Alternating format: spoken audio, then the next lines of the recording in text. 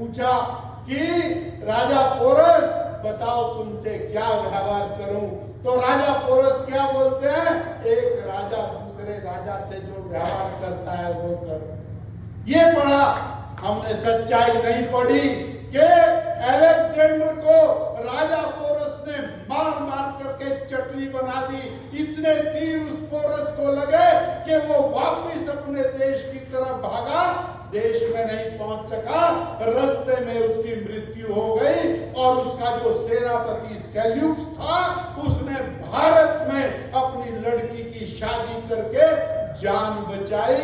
ये भारत का इतिहास हमको नहीं पढ़ाया गया। और श्रद्धेय नरेंद्र भाई मोदी कभी भारत के 250 साल पहले हुए बिरसा मुंडा आंदोलन को याद कराते हैं और बिरसा मुंडा की याद पूरे देश को कराते हैं। कभी नागालैंड में हुई रानी गाइडिंलियू जिसने धर्मांतरण के खिलाफ और अंग्रेजों से संघर्ष किया, उसके बारे में बताते हैं, पूरे देश को जगाते हैं। कभी अहिल्याबाई के बारे में जगाते हैं, कभी गुरु गोविंद सिंह जी के चारों पुत्रों के महान बलिदान के ऊपर और बाल दिवस मनाने की बात करते हैं। ये भारत का इतिहास, भारत की संस्कृति ये महान थी, महान है, महान रहेगी। ये बात अगर कोई हमको बता रहा है तो वो नरेंद्र भाई मोदी है। और उसी कड़ी में ऑपरेशन सिंदूर के अंदर और पाकिस्तान की नाको चने चबाई, कितने घंटे में, 72 घंटे के अंदर पाकिस्तान को घुटनों पर ला करके खड़ा कर दिया। भाइयों बहनों, ये बात आज हमको आत्मविश्वास के साथ घर घर में पहुंचाने की आवश्यकता है। ऐसा नेतृत्व और हमको देश में आज मिला है। साथियों, एक तरफ पाकिस्तान हमारे खिलाफ षड्यंत्र कर रहा था, दूसरी तरफ भारत की सेनाएं पाकिस्तान में घुस के मार रही थी, और तीसरी तरफ भारत दुनिया को पीछे छोड़कर चौथी आर्थिक महाशक्ति बना, चौथी आर्थिक महाशक्ति बना। याद करिए, कांग्रेस का शासन 2004 से लेकर 2014 तक, 2014 के अंदर सोनिया जी के राज में भारत 11वें पायदान पर आर्थिक रूप से खड़ा था। मोदी जी ने 10 साल में भारत को 5वें पायदान पर लाके खड़ा किया। 2024 के चुनाव में घोषणा की थी कि हम 5 साल में भारत को 3रे पायदान पर लाके खड़ा करेंगे। 1 साल के अंदर अंदर जापान को पीछे छोड़ दिया। अब दुनिया की जो आर्थिक महाशक्ति है, अमेरिका, चाइना, जर्मनी, और जर्मनी के बाद भारत चौथे स्थान पर है। और जर्मनी और भारत का जो डिफरेंस है वो देखते ही देखते साल 2 साल के अंदर मोदी जी साफ कर देंगे जर्मनी को पीछे करने वाले हैं। भाइयों बहनों, ये बात हर व्यक्ति तक पहुंचाने की जरूरत है। भाई बहन, युवा और बुजुर्ग सब तक पहुंचाने की जरूरत है कि देश का नेतृत्व सही हाथों में है।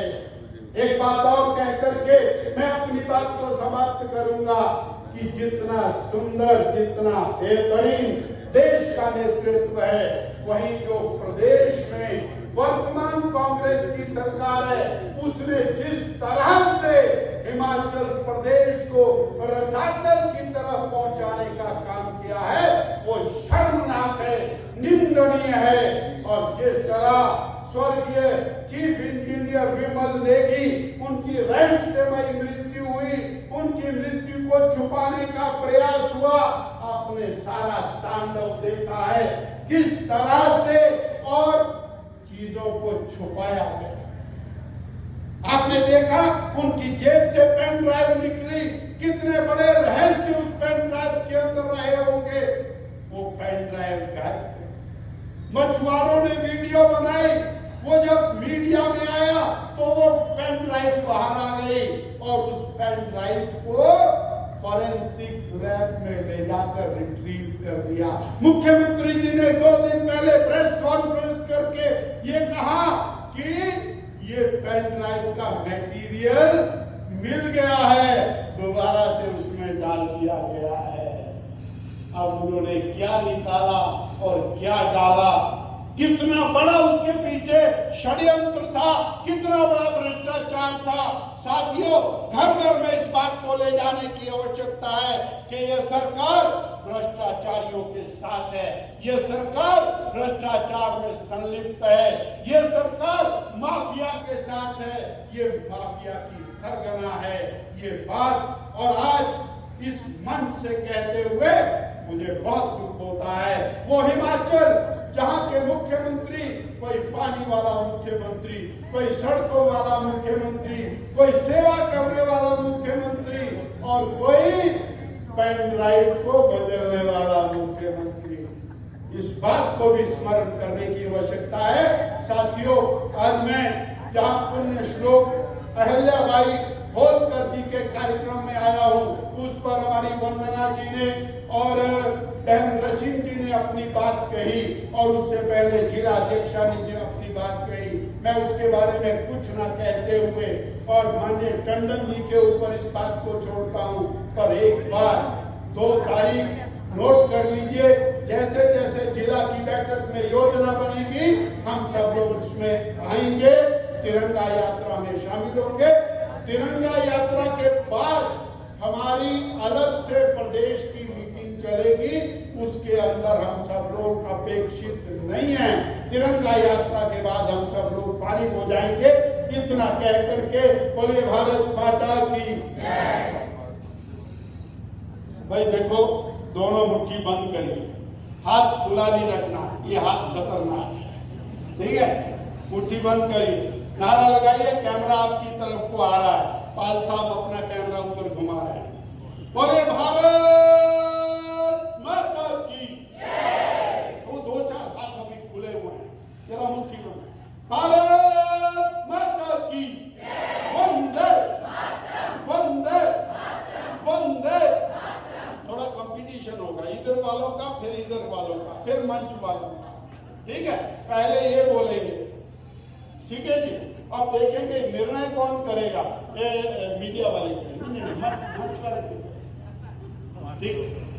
भाई मेरी भाइयों, मुट्ठी बंद करिए, जोर से तैयारी। भारत माता की वंदे वंदे।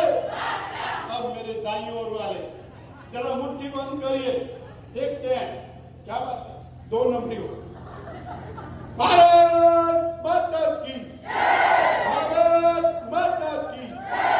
मंच वाले देखना है जरा, कितना सारे बड़े बड़े नेता है ना, मुट्ठी बंद करिए। भारत माता की भारत माता की फैसला।